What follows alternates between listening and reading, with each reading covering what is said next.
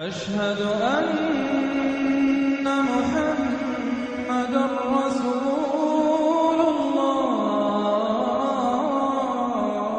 गुरुग्राम को गुरुग्राम ही रखना है, एक अच्छा गुरुग्राम बनाने की कोशिश करेंगे। आने वाले समय में जितनी भी सेक्टर डिवाइडिंग रोड्स हैं, जितनी भी उसके साथ ग्रीन बेल्ट्स हैं, जितनी HSVP की मार्केट्स हैं और गवर्नमेंट लैंड है, 100-200 गवर्नमेंट लैंड, 100-200 एकड़ भी अगर एनक्रोच्ड है और उसके ऊपर लोगों ने एनक्रोचमेंट कर रखी है तो भाई वो हटेगी, किसी भी हालत में हटेगी। गुरुग्राम को गुरुग्राम ही रखना है। बाबा का बुलडोजर एक बार फिर गरजा है, लेकिन इस बार बुलडोजर जातिवाद पर चला है। दो पे कम से कम 10 मुसलमान लड़की लाओ और उसको हिंदू 2 पे 10 से कम मंजूर नहीं है। हमको मुसलमानों की 41 लाख लड़कियां चाहिए होगी कि 10 लाख हिंदुओं से शादियां की है मुस्लिम लड़कियों ने।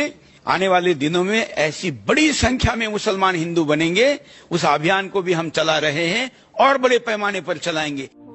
अमित अपनी मुस्लिम गर्लफ्रेंड को 3 मंजिला से फेंक दिया और उसकी मौत हो गई। देखिए, नाम अमित है और उल्टा रहता, अगर नाम अब्दुल रहता ना तो जितने भी गोदी मीडिया है ना अभी नंगा नाच करते रहते। और जिस अपार्टमेंट से फेंका गया है ना उस अपार्टमेंट को अभी तक जिहादी अपार्टमेंट बना दिया जाता।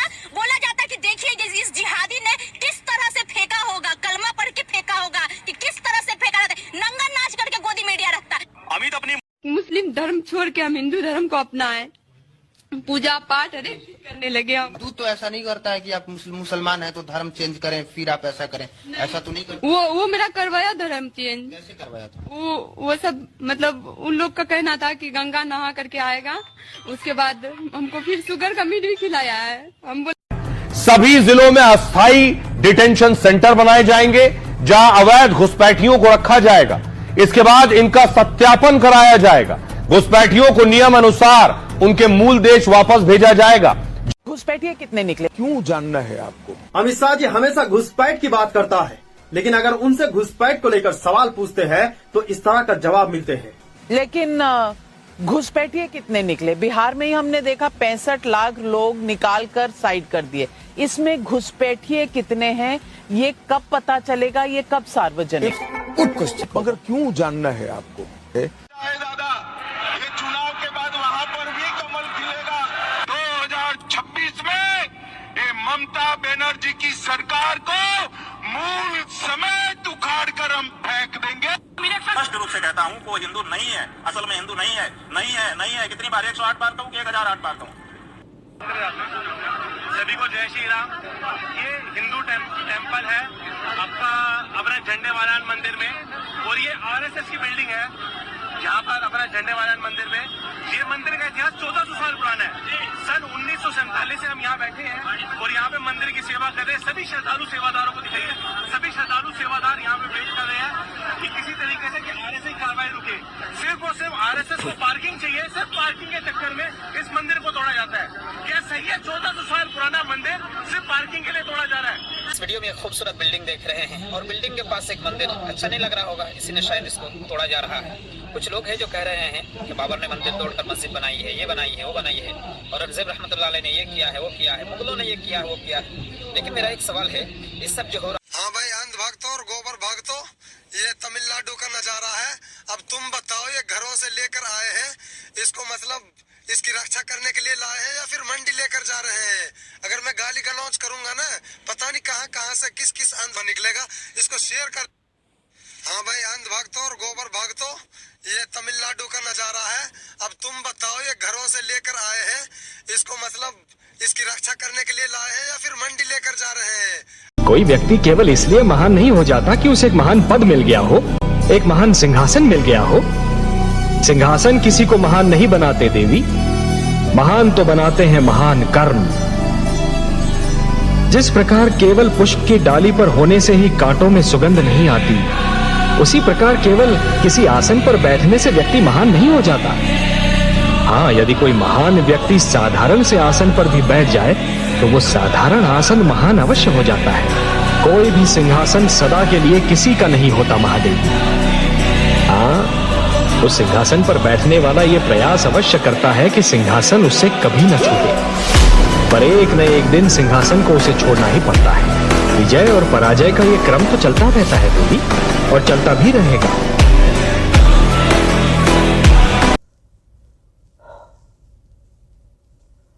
अस्सलाम वालेकुम रहमतुल्लाहि व बरकातहू। आज 26 दिसंबर 2025 है, जुम्मा का दिन है और तकरीबन सुबह का वक्त है, 9:20 हो रहे हैं और ये आज की दूसरी वीडियो है। मेरे दोस्तों, जैसे कि मैं पिछली वीडियो में बताया कि मैं आने वाली मुसीबत की खबर 2002 से मुसलमानों को बांटते आ रहा हूँ, मुसलमानों को बताते समझाते आ रहा हूँ। बहुत कुछ किया, बहुत लेटर बांटा, बहुत कुछ किया मैंने।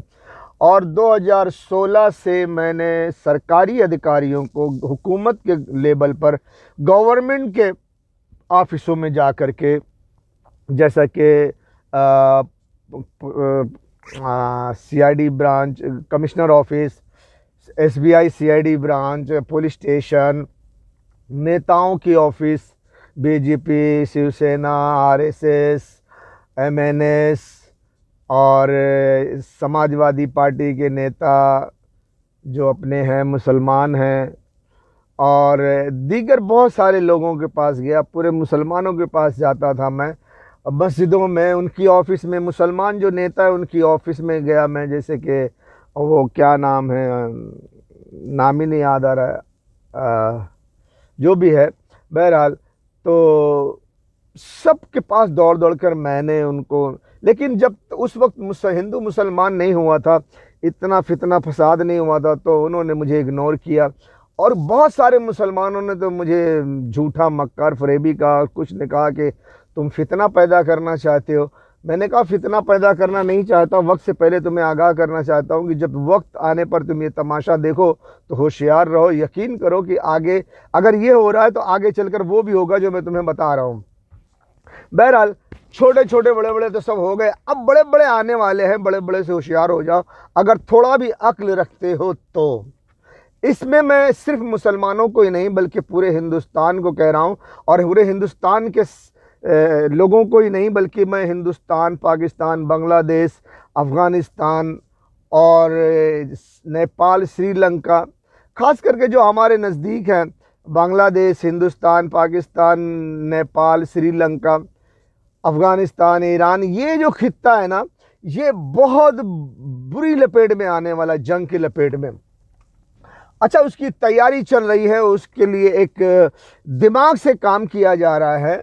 मैं पहले भी बता चुका हूं, जब शेख हसीना की, बांग्लादेश की जब सरकार उलट पुलट की गई थी, तो उस वक्त भी मैंने मीडिया से ही लेकर के बहुत सारी खबर को, मैं जो कुछ मैं जानता था, जब वो चीज़ें मिली तो मैंने उसको कैप्चर कर लिया और उसको, उस खबर को आप तक पहुंचाया मैंने। जब शेख हसीना की सरकार गिराई जा रही थी तो उस बांग्लादेश के अंदर पाकिस्तान की भी एजेंसी थी, बांग्लादेश की भी एजेंसी थी, हिंदुस्तान की भी एजेंसी थी और अमेरिका, इजराइल की भी एजेंसी थी। ये सब जो एजेंसियां हैं उनका एक ही काम था, शेख हसीना की सरकार को गिराना और वहां अपने मकसद के लिए काम करना। पाकिस्तान, बांग्लादेश की जो एजेंसी थी वो अमेरिका के लिए काम कर रही थी, हिंदुस्तान की जो एजेंसी थी वो अमेरिका के लिए काम कर रही थी। सारी एजेंसियों को अमेरिका अपने दिमाग से मास्टरमाइंड की तरह, वो टेक्नोलॉजी के ज़रिए वो सब को इस्तेमाल कर रहा था। चाइना भी, जहाँ तक मुझे लगता है कि चाइना भी नहीं समझ सका कि आखिर ये हो क्या रहा है, ये उसके हक में बेहतर है या उसके हक में बेहतर नहीं है, चाइना भी नहीं समझ सका। पहले भी मैं बता चुका हूँ, अभी भी बता रहा हूँ इस वीडियो के अंदर भी। देखिए,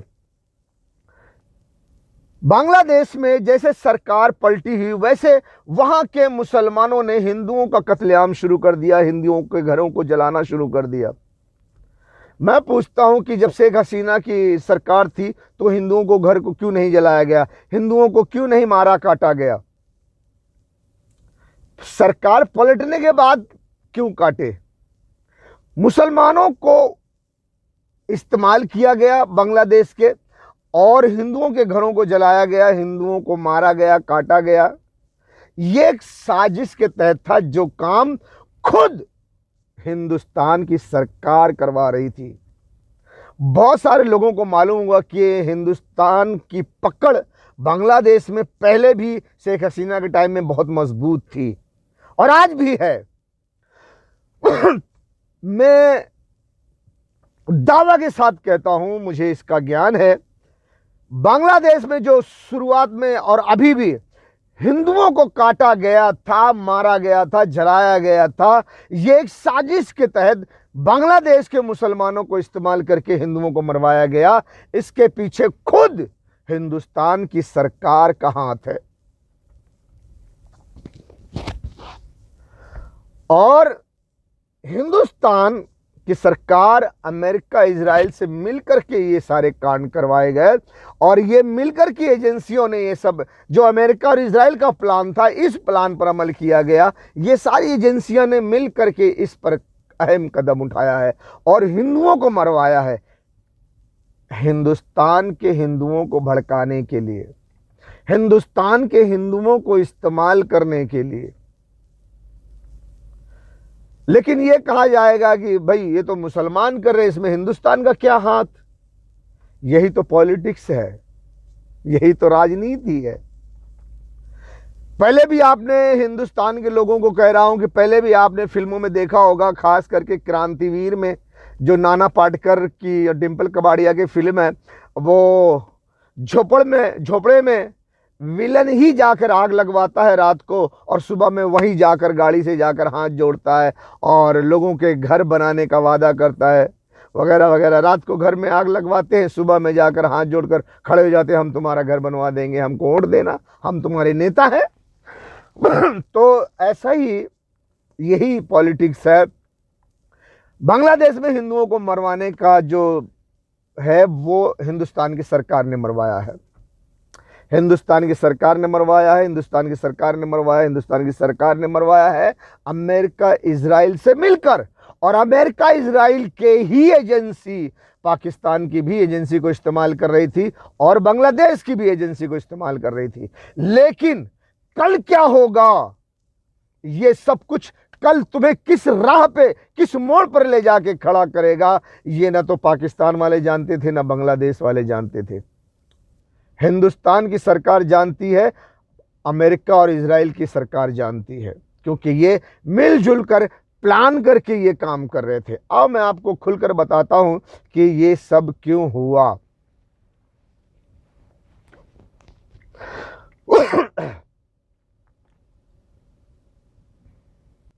ये सब इसलिए हुआ कि आगे चल करके उन्हें जो उनका जो प्लान है वो आगे चलकर अपने प्लान में कामयाब होंगे। और उनका प्लान क्या है, जैसा कि मैं बार बार बता चुका हूं कि पूरी दुनिया की दौलत पे कब्जा करना, पूरी दुनिया पे हुकूमत करना। और इस वक्त जो मौजूदा हालात में प्रोग्राम है, प्लानिंग है, वो ये है कि पूरे गल्फ के पेट्रोल पे कब्जा करना। पूरे गल्फ के पेट्रोल पे कब्जा करने जाते हैं तो ईरान और पाकिस्तान उनके रास्ते का बहुत बड़ा कांटा बनता है। तो ईरान और पाकिस्तान के कांटे को साफ करने के लिए हिंदुस्तान को इस्तेमाल करना पड़ेगा। हिंदुस्तान के जरिए से पाकिस्तान और ईरान का कांटा साफ किया जाएगा, जिसके लिए 4 दिन की जंग भी हो गई, लेकिन हिंदुस्तान और अमेरिका नाकाम रहा। पाकिस्तान को मारने के बजाय पाकिस्तान से मार खा के आ गए। अब कुछ भी बयान करें, बयानबाजी तो चलती रहती है, लेकिन अब क्या करें, तो अब उनका फिर से पाकिस्तान पे हमला करना का प्लान है और हिंदुस्तान से ही ईरान पे 2 न्यूक्लियर मिसाइल मारने का प्लान है। लेकिन उसके लिए बांग्लादेश में हिंदुओं को मरवाने की जरूरत क्या है? तो उनके प्लान के मुताबिक जब पाकिस्तान ईरान को मार दिया जाएगा, जब पाकिस्तान और ईरान को मार दिया जाएगा तो उसके बाद प्लान है चाइना को मारने के लिए। जब चाइना को मारेंगे तो बहुत बड़ी बात है, क्योंकि चाइना कोई छोटा मोटा लल्लू पंजू मुल्क नहीं है। चाइना एक सुपर पावर है। आज वो अमेरिका को टक्कर दे रहा है। हिंदुस्तान क्या चाइना से लड़ सकता है? हर हिंदुस्तानी सोचे इस बात को, नहीं लड़ सकता। बहुत सारे, जब पाकिस्तान से, ईरान से हिंदुस्तान की फौज लड़ेगी तो बहुत गहरा जख्म खाएगी। उस जख्म खाने के बाद क्या हिंदुस्तान की हिम्मत होगी कि पाकिस्तान और ईरान के बाद वो चाइना से लड़े? इसीलिए ये प्लान किया गया, बांग्लादेश से शेख हसीना की सरकार गिराई गई, वहां हिंदुओं को मारा गया, कटवाया गया, ताकि कि हिंदुस्तान अगर ना भी चाहे तो बेबस हो जाए और उसको मजबूरन चाइना पर हमला करना होगा। मजबूर होकर चाइना पे हमला करना पड़ेगा हिंदुस्तान को। वो हिंदुस्तान को मजबूर करने के लिए बांग्लादेश में हिंदुओं को मारा गया, बांग्लादेश की सरकार को हटाया गया, शेख हसीना की सरकार पलटी गई। इसीलिए तो उससे क्या होगा, अंग्रेज जो है, अमेरिका जो है, एक तीर से कई निशाना करते हैं, कई निशाना लगाते हैं। अभी इस वक्त जो फिर से बांग्लादेश में हिंदुओं को मारना शुरू किया, हिंदुओं को काटना शुरू किया, उसके लिए एक रास्ता निकाला गया। किसी एक बंगाली मुसलमान को मारा गया, फिर उसके बाद मुसलमानों को भड़काने के लिए एक रास्ता, एक सिचुएशन, एक हालात पैदा किए गए। क्यों? इस वक्त एक तीर से कई निशाना करना है।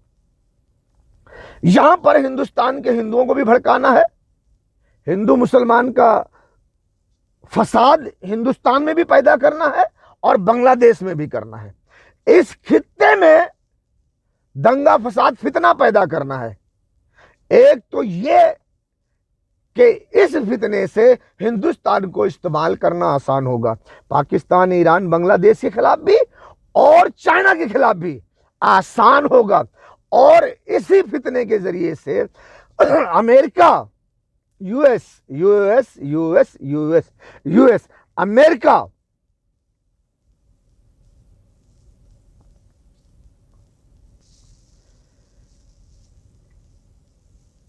यहीं पर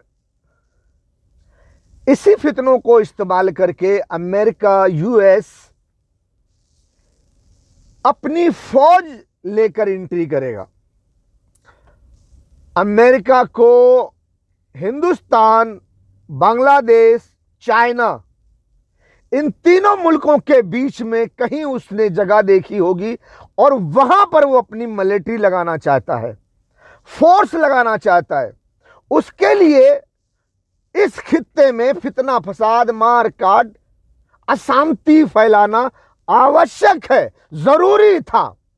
क्योंकि अमेरिका फिर यूनाइटेड नेशन के जरिए कि भैया यहां फसाद हो रहा है, फितना हो रहा है, यहां अशांति फैल रही है, शांति के लिए यहां पर अमेरिका अपनी फौज लगाएगी।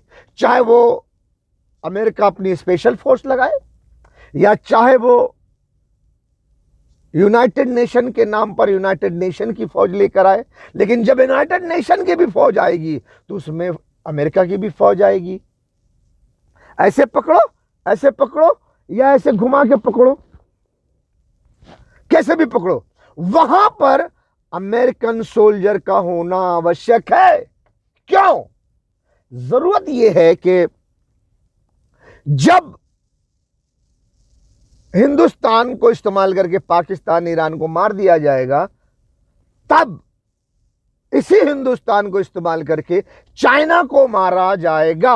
अगर हिंदुस्तान फेल हो जाता है या हिंदुस्तान डर जाता है या हिंदुस्तान की कोई कमजोरी बन जाती है या हिंदुस्तान के कुछ नेता पलट जाते हैं कि भैया हम पाकिस्तान और ईरान से लड़कर देख लिए, अब हम चाइना से नहीं लड़ेंगे, चाइना एक बड़ा मुल्क है, हमारे मुल्क को तबाह कर देगा, तो वो पलट ना सके, हिंदुस्तान की सरकार पलट ना सके, हिंदुस्तान का कोई नेता पलट ना सके, इसके लिए अमेरिका की फौज यहां होना जरूरी है। उसके लिए क्यों? अमेरिका की फौज ये China Hindustan, China Hindustan, China Hindustan, Hindustan China, Hindustan China ये करवाएगी और यहां पर बड़े बड़े कांड किए जाएंगे। मसलन जैसे इस वक्त या इससे थोड़ा पहले India Pakistan, India Pakistan, India Pakistan, Pakistan India, Pakistan India Hindustan में हुआ है। अगर मैं आपको याद दिला दूं, अभी याद दिलाऊंगा, थोड़ा फिक्र कर लो, जैसे इंडिया पाकिस्तान हुआ, पाकिस्तान इंडिया हुआ, इसी तरह यहां पर इंडिया, बांग्लादेश और चाइना के बीच में अमेरिकन फोर्स लग करके वो India China, India China, China India करेंगे, ताकि इंडिया मजबूर हो जाए चाइना पर हमला करने के लिए और अमेरिका के रास्ते से बड़ा कांटा चाइना को मारकर साफ करने के लिए, क्योंकि फिर अमेरिका राय देगा कि आप चाइना से तो जीत नहीं सकोगे, इसलिए चाइना पर डायरेक्ट न्यूक्लियर मिसाइल मारो, नहीं तो तुमको मार देगा।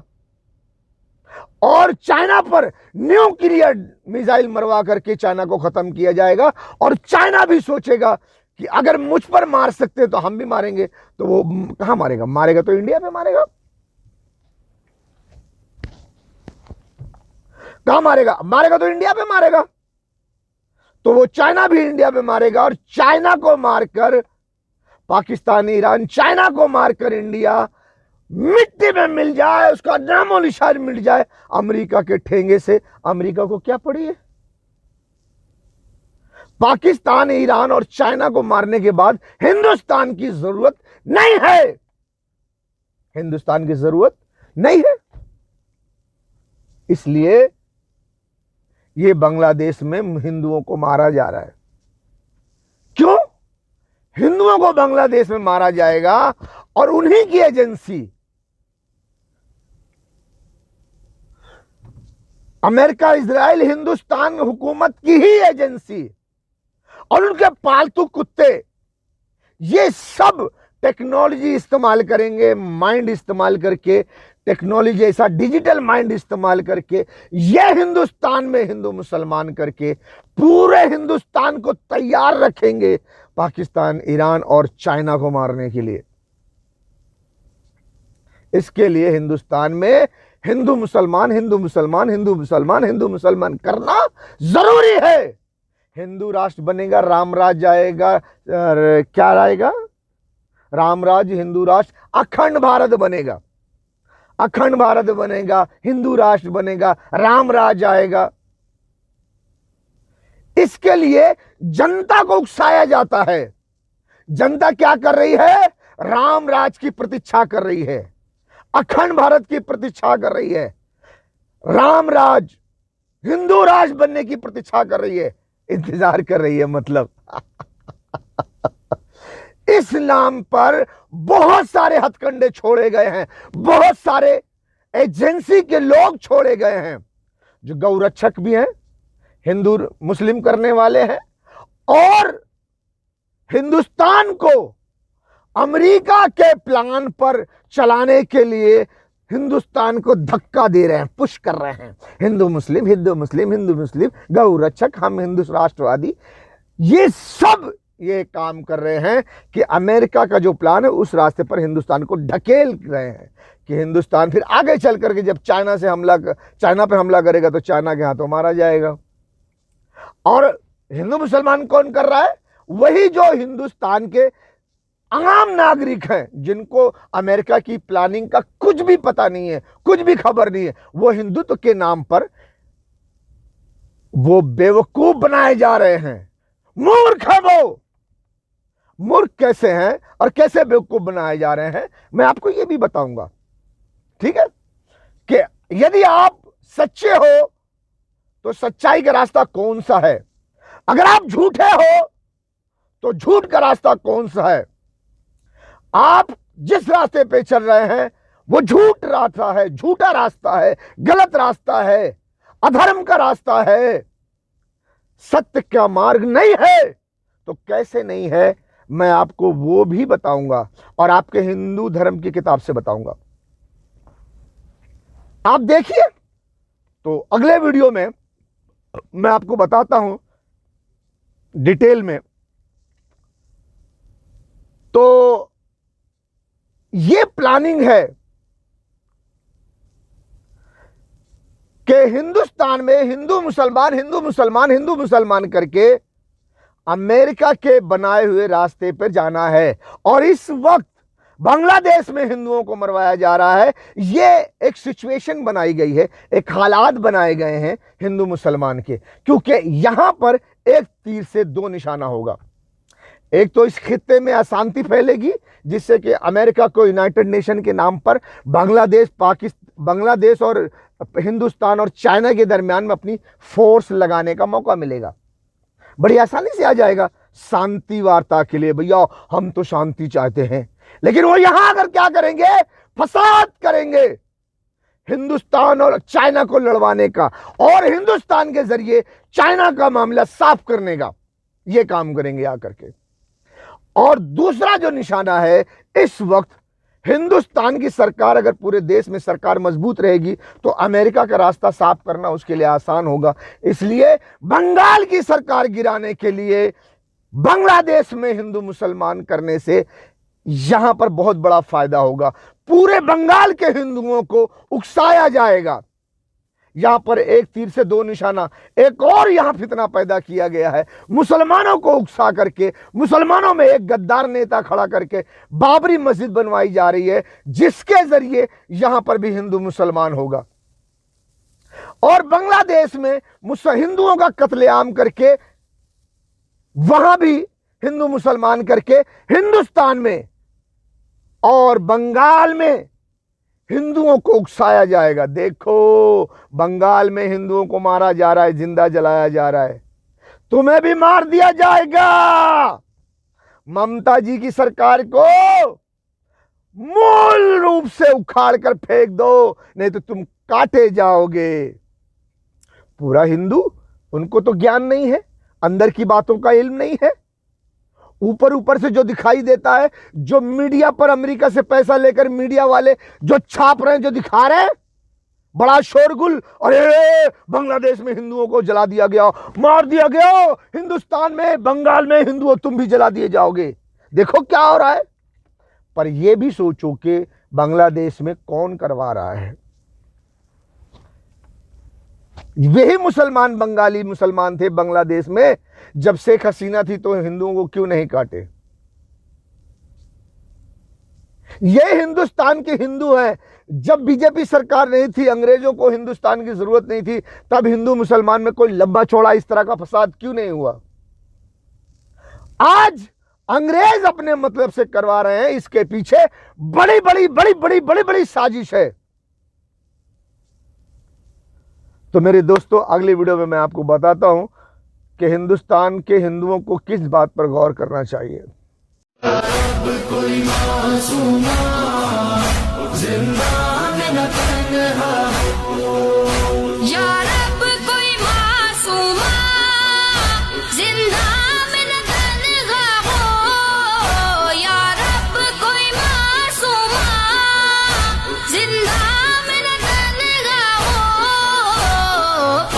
पाबंद ना हो आहे, हाय पाबंद ना हो आहे, रोने पे न पहरा हो।